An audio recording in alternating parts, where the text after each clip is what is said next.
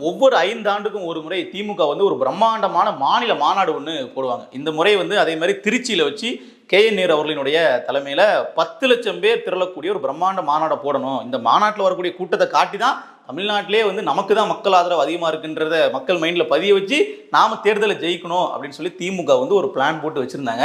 ஆனால் மாநாட்டுக்கு வந்து கூட்டத்தை நீங்கள் பார்த்தீங்க அப்படின்னா 9 லட்சம் சேர் வந்து போட்டிருக்கிறதா சொல்கிறாங்க. ஆனால் 1 லட்சம் 2 லட்சம் பேர் கூட மாநாட்டில் ஃபுல்லாக வரல. அப்படியே வந்து காலி சேர்களினுடைய மாநாடாக காட்சியளிக்குது. எல்லா மீடியாலையும் எடுத்த ட்ரோன் ஷாட் வீடியோவில் தெளிவாக கவர் ஆயிடுச்சு. இப்போ என்ன பண்ணன்னு தெரியாமல் திமுக தலைமையிலிருந்து கீழே 2ஆம் கட்ட தலைவர்கள் வரைக்கும் இப்படி சொதப்பிருச்சு அப்படின்னு சொல்லி ஒரு தீராத கவலையில் உட்காந்துருக்காங்க. அதாவது 2006 திருச்சியில் இதே மாதிரி மாநில மாநாடு, 2014 மாநாடு, 2021 முதற்கொண்டு இதே மாதிரி ஒரு பிரம்மாண்டமான மாநாடுலாம் திட்டமிட்டு இருந்தாங்க. அங்கெல்லாம் கூட அதிகப்படியான கூட்டம் வந்துச்சுங்க.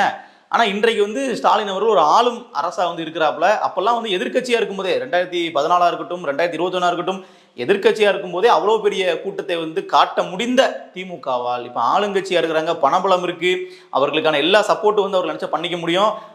பல ஊர்கள் இருந்து பட்டியல அடைச்சி மக்களை வந்து கூட்டிட்டு வர்ற மாதிரி வந்து பாத்தீங்கன்னா வேன்ல எடுத்து போட்டு கால்நடைகளை கூட்டுற மாதிரி கொண்டு வர முடியும். அப்படி கொண்டு வந்தும் கூட இந்த அளவுக்கு தான் வந்து மக்கள் வந்திருக்காங்கன்னா என்ன நடந்துச்சு அப்படிங்கிறதா முக்கியமான கேள்வி.